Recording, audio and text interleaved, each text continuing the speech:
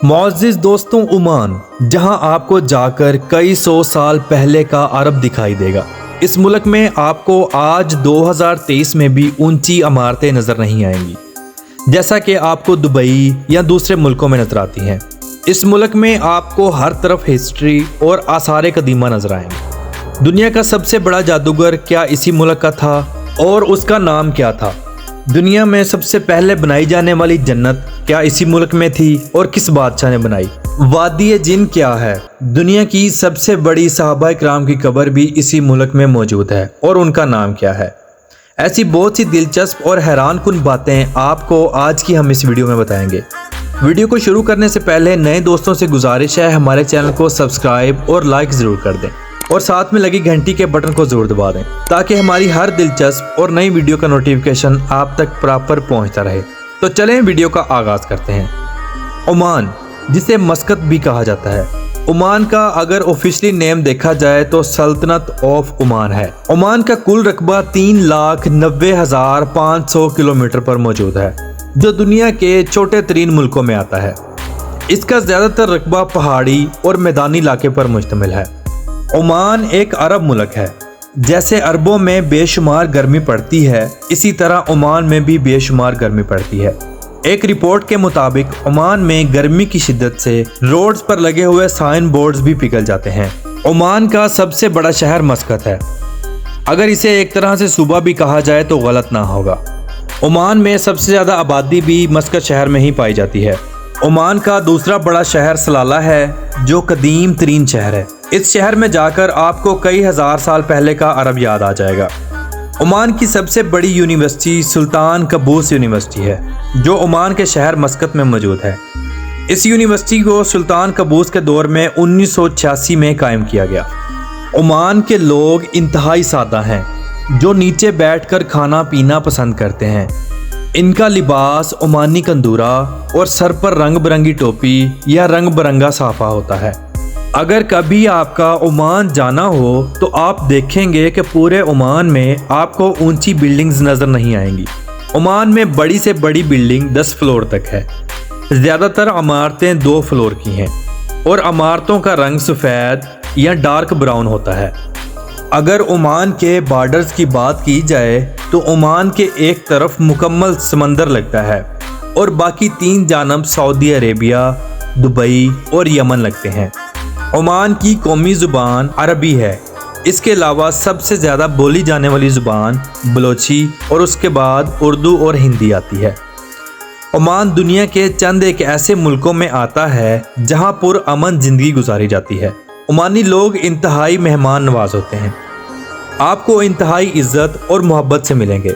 मेहमान नवाजी में खजूरें और ओमानी कहवा पेश किया जाता है। खाने में मंदी या बिरयानी का एहतमाम किया जाता है।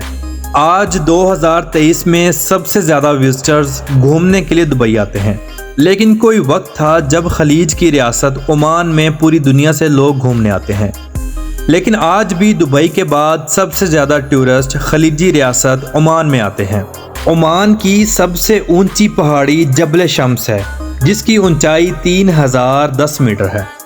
मुअज़्ज़िज़ दोस्तों, आपको बताता चलूँ कि ओमान दुनिया का वो वाहिद मुल्क है जो समंदरी हदूद क्रॉस करने के बाद पाकिस्तान के सबसे ज़्यादा करीब है। अगर ओमान एयरपोर्ट से आप बैठें तो सिर्फ 35 मिनट में कराची एयरपोर्ट पर लैंड कर जाएंगे। ओमान के कानून में ये शामिल है कि अगर आप कोई बिज़नेस चला रहे हैं तो सुल्तान की तस्वीर दुकान या ऑफिस में लगी होनी चाहिए। ऐसा ना करने की सूरत में गवर्नमेंट की तरफ से आपको हैवी जुर्माना दिया जाएगा। ओमान अरब की वो सरजमीन है जहां से आपको हज़ारों साल पहले के आसार कदीमा मिलेंगे। ओमान दुनिया में मौजूद इंसानी आबादी का सबसे पहले मुल्कों में आने वाला एक मुल्क है। मुअज़्ज़िज़ दोस्तों, आपको बताता चलूँ कि ओमान दुनिया का वो वाहिद मुल्क है जिसका नाम ओ से शुरू होता है। ओमान में ज़मीनी साफ़ पीने वाला पानी ना होने के बराबर है जिसकी बड़ी वजह ज़्यादातर रकबे पर पहाड़ों का होना है। इसलिए ओमान गवर्नमेंट समंदर के पानी को साफ़ करके और बारिशों के पानी को जमा करके अपनी रोज़मर्रा की ज़िंदगी का गुजर बसर करते हैं। मुअज़्ज़िज़ दोस्तों, ओमान में बादशाही निज़ाम है। सुल्तान कबूस की वफ़ात के बाद हैथम बिन तारक आल सईद आए।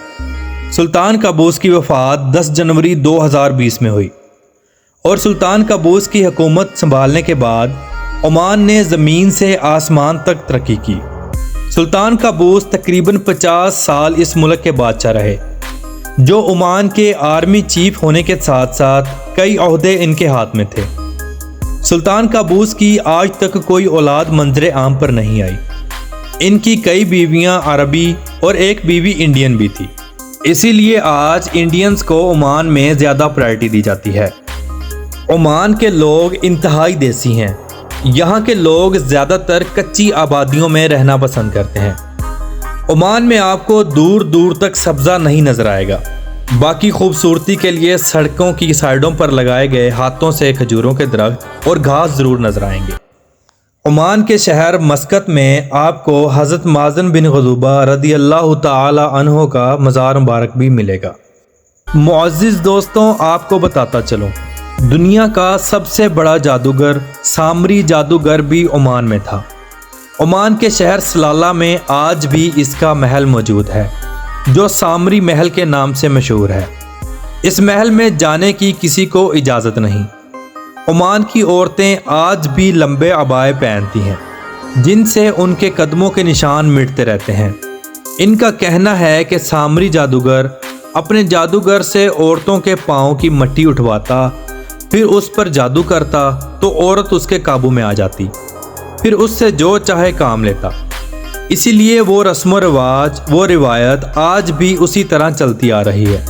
آج بھی عمان کی عورتیں عبائے کو پیچھے سے لمبا رکھاتی ہیں، جس سے پیچھے ان کے قدموں کے نشان مٹتے رہتے ہیں۔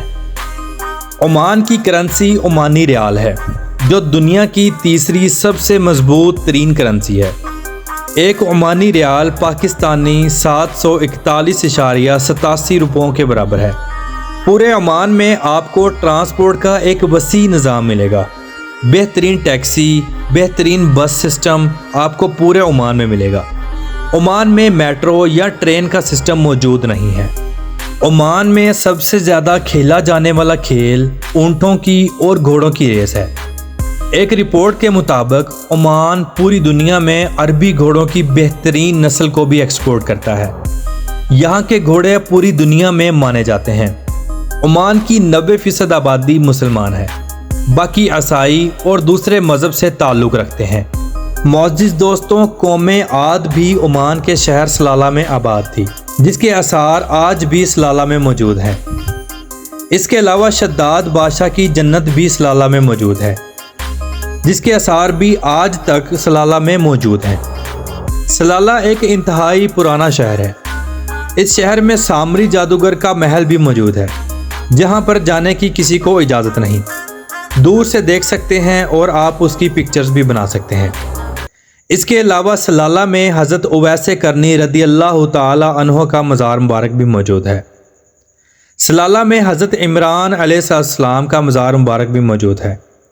اس کے علاوہ حضرت ایوب علیہ السلام کا مزار اور وہ چشمہ جہاں سے ان کو شفا ملی تھی وہ بھی موجود ہے۔ سلالہ میں وادی جن بھی موجود ہے، جہاں آپ بند گاڑی کھڑی کر دیں تو خود بخود چلنے لگ جائے گی اور گاڑی کم از کم 40 کلومیٹر فی گھنٹے کی رفتار پکڑ لے گی۔ معزز دوستوں، آپ کو بتاتا چلوں، قوم سمود بھی عمان کی سرزمین پر تھی، جس پر اللہ رب العزت کی ذات نے عذاب بھیجا اور وہ غرق کر دی گئی۔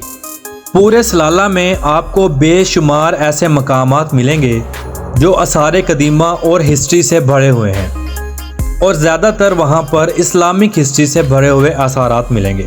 سلالہ میں ایک موسم ایسا بھی آتا ہے جب ہلکی ہلکی فوار کی صورت میں بارش ہوتی رہتی ہے اور پورے سلالہ میں سبزہ ہی سبزہ ہو جاتا ہے۔ اس موسم میں دوسرے ملکوں سے بھی لوگ آتے ہیں اور اس موسم کو انجوائے کرتے ہیں۔ تو دوستوں، یہ تھی ہماری آج کی انفارمیٹیو اور دلچسپ ویڈیو۔ اگر آپ کو پسند آئی ہو تو کمنٹ باکس میں اپنی رائے کا اظہار ضرور کیجیے گا، اور نئے آنے والے دوستوں سے گزارش ہے ہمارے چینل کو سبسکرائب ضرور کر دیں۔ یہ آپ کی محبت ہوتی ہے جس کے ہم منتظر ہوتے ہیں۔ تو کل ملتے ہیں انشاءاللہ ایک نئی اور زبردست ویڈیو کے ساتھ۔ اللہ حافظ و ناصر، خدا حافظ۔